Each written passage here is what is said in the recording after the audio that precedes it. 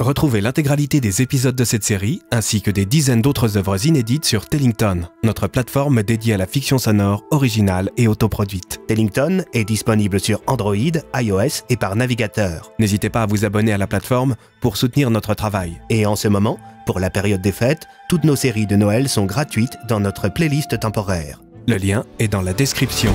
Tellington, des histoires qui s'écoutent. Bonjour à tous, je suis content de vous revoir. J'espère que vous allez bien, que vous avez apprécié l'épisode précédent et que vous apprécierez tout autant celui-ci. Servez-vous un petit chocolat chaud, installez-vous confortablement, fermez les yeux et laissez-vous guider par le son de ma voix. Mes amis, nous repartons ensemble pour Marmottin. Soyez le bienvenu dans le 24e et dernier chapitre de cette Super Flame Story.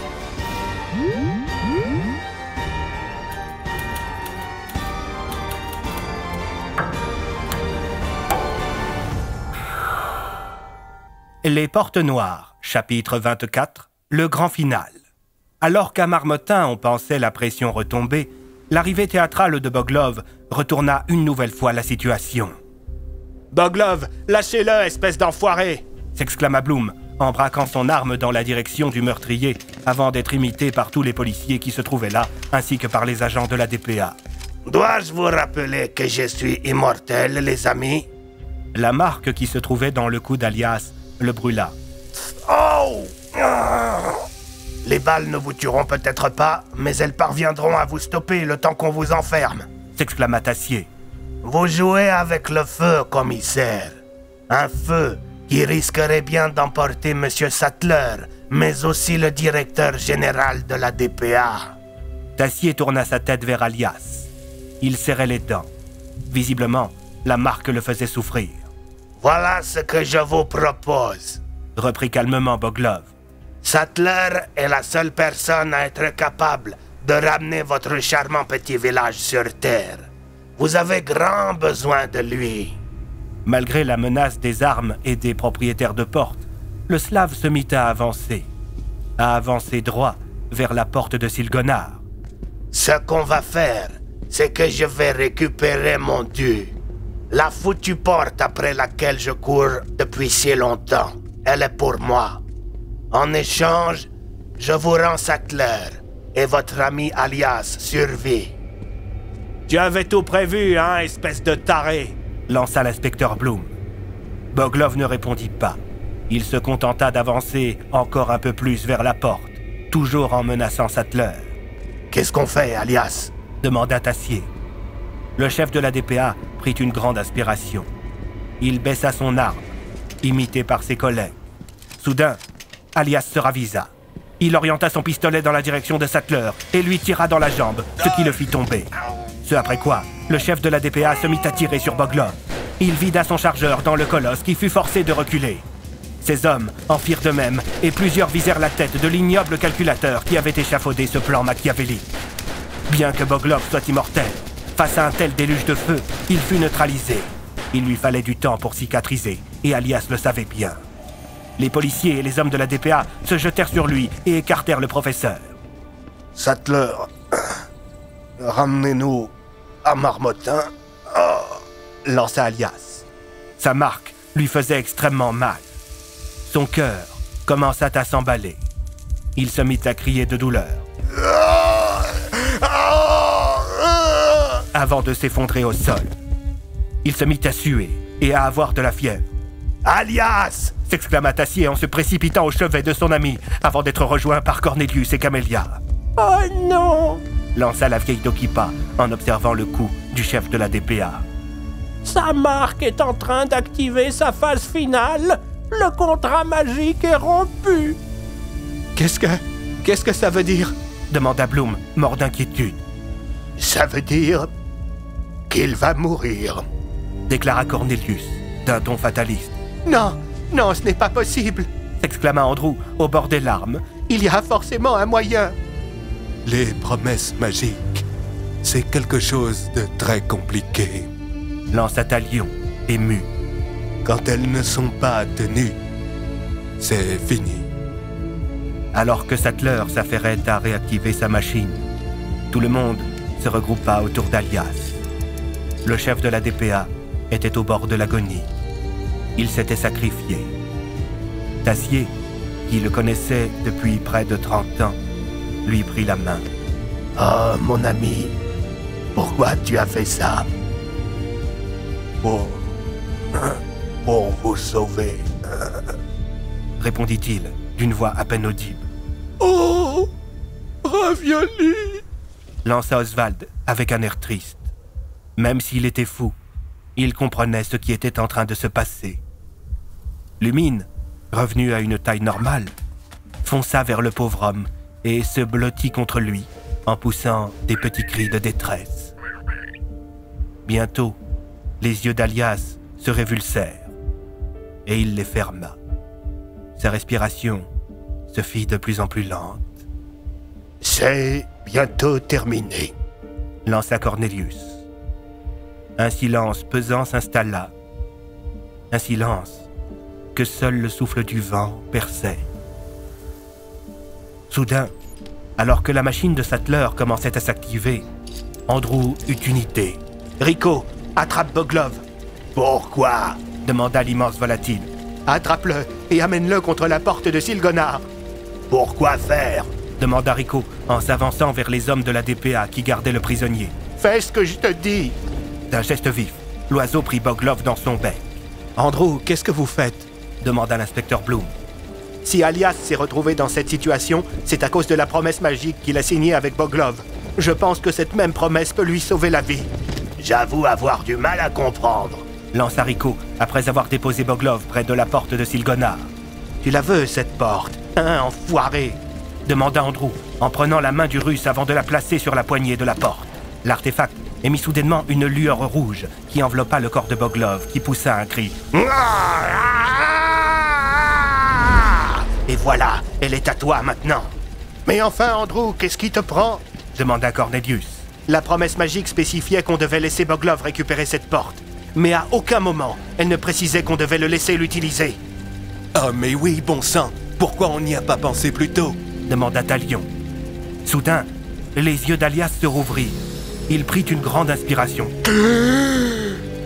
Lui, qui agonisait quelques instants plus tôt, eut un regain d'énergie. Qu'est-ce qui se passe? Son cou le brûla de nouveau. « La marque! Elle est en train de s'effacer un peu plus !» s'exclama Camélia. « Ça marche !» Quand nous serons de retour sur Terre, tu abandonneras toutes les poursuites à l'encontre de Boglov. Et tu en recréeras de nouvelles, dès que ta marque maudite aura définitivement disparu. « Andrew, tu es un génie !» s'exclama l'inspecteur Bloom en se précipitant vers son ami, tandis que Boglov pestait. « Bande d'enfoirés! J'avouais! Soudain, une tempête se leva. Une violente tempête qui recouvrit le ciel. La terre se mit à trembler et le vent se mit à souffler très fort. « C'est bon !» s'exclama Sattler. « Le retour sur Terre est enclenché !» Quelques instants plus tard, Marmottin fut englobé par une magnifique aurore boréale. Tout le monde leva les yeux en direction du ciel. Les étranges étoiles furent bientôt remplacées par des astres bien plus familiers. Et le village retrouva la place qui avait toujours été la sienne. Les enfants disparus purent retrouver leur famille et Solstice et Boglov finirent enfermés à l'Équateur. Enfermés dans une cellule très spéciale, conçue avec l'aide de Cornelius et Camélia. Alias, Bloom, Tassier et les propriétaires de porte observèrent les deux prisonniers à travers un hublot. Grâce aux cristaux de Gobji que l'on a ajoutés dans le sol, il est impossible d'utiliser la magie dans cette pièce, déclara Cornelius. Andrew et Talion tentèrent d'invoquer leur porte dans la petite pièce, mais ils n'y parvinrent pas. « Je confirme, ça fonctionne », déclara Andrew. « Je vais faire en sorte de faire placer ce genre de cristaux dans chaque recoin de l'Équateur, » déclara Alias. « Ça serait sympa d'en mettre aussi dans tout Marmottin, » plaisanta l'inspecteur Bloom. Soudain, le téléphone du commissaire se mit à sonner. « Oui, Fonk. Vous avez bientôt fini, commissaire? On vous attend, là. »« Oui, on se dépêche. Andrew, votre porte, vite. » Sur ces mots, le Dokipa invoqua son artefact. Alias, Tassier, Bloom, Talion, Cornelius et Camélia s'engouffrèrent à l'intérieur. Il leur emboîta le pas, referma sa porte, et quand il la rouvrit quelques instants plus tard, tout le monde avait été téléporté à Marmottin. Le petit village de montagne avait enfin retrouvé le calme qui le caractérisait tant. Il neigeait à petits flocons et un léger vent frais caressait les joues de ceux qui se promenaient à l'extérieur. Après tant de morts et de peur, la vie et la joie étaient de retour à Marmottin. Devant la mairie du petit village avait été organisé un banquet de Noël, sous l'impulsion du lieutenant Fonck. Tous les Marmottanais étaient invités. « Eh bien, mes amis, ce fut une sacrée aventure », lança l'inspecteur en s'installant à côté de sa femme avant de l'embrasser. Il passa sa main dans les cheveux de Léo et prit le petit Valentin sur ses genoux. « Vous avez raté mon discours, les amis !» lança le maire en passant saluer les héros du jour. « Je suis sûr qu'il était passionnant !» s'exclama Tassier, tandis qu'un peu plus loin, Oswald grimpait sur une table après avoir volé une cuisse de dinde à un couple. « Oswald, rends ça aux gens !»« Oh, ravioli !» s'exclama le vieux propriétaire de porte en se précipitant vers Alias avant de lui faire un bisou sur la joue. « Merci, Oswald, c'est toujours un plaisir. » « Le repas que vous avez concocté a l'air succulent, Fonck, déclara Bennett. « Merci, Andrew. Vous voulez du gratin ?»« Oui, volontiers, répondit le propriétaire de porte, tandis que Lumine bondissait sur la table en compagnie de Rico. « Lumine, arrête, poupette. Ne mets pas tes pattes dans les assiettes des gens, c'est cracra. » En entendant les remontrances de Talion, le petit animal s'arrêta quelques instants, se mit sur ses deux pattes arrière et poussa un petit pouic-pouic avant de se remettre à jouer avec Rico. « Hé, mollo, Lumine, j'ai plus ton âge, moi !» lança le corbeau. « Et donc, reprit Cornelius, elle s'appelle comment déjà, cette fête que vous fêtez ce soir ?»« Noël, Cornelius. Je te l'ai déjà expliqué une dizaine de fois. »« Ah oui, la fête où vous offrez des cadeaux. Mais j'avoue que je n'ai pas compris pourquoi vous décorez des sapins. » C'est un peu compliqué à expliquer, lança Andrew. Dites-moi, lieutenant Fonck, reprit le vieux Dokipa, tandis que le policier était rejoint par sa femme et ses deux filles. Oui, Cornelius. Est-ce que, après le dessert... Camélia fronça les sourcils. Cornelius, non. Est-ce qu'après le dessert, il y aura... Cornelius, du café? Tout le monde éclata de rire, tandis que Camélia frappait le bras de son mari. Le repas se déroula au mieux, et bientôt la soirée toucha à sa fin. Les propriétaires de porte firent leurs adieux aux Marmottanais, leur offrirent des petits cadeaux et promirent de leur rendre visite dès qu'ils en auraient l'occasion. « Hé, Andrew !» lança l'inspecteur Bloom depuis le pas de sa porte, tandis que son ami se dirigeait vers la sienne. « Oui, inspecteur ?»« Joyeux Noël !»« Joyeux Noël, Nathan !» Sur ces mots, Andrew rentra dans sa porte, la referma lentement, et elle disparut. Fin. Et voilà, les amis, c'était Les Portes Noires, c'était Super Flame, c'était plus de 200 pages de script. Merci d'avoir été avec moi durant les 24 derniers jours.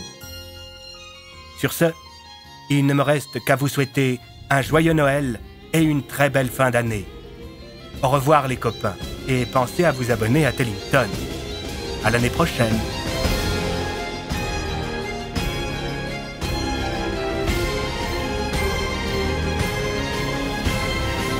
Retrouvez cette série et des dizaines d'autres sur Tellington.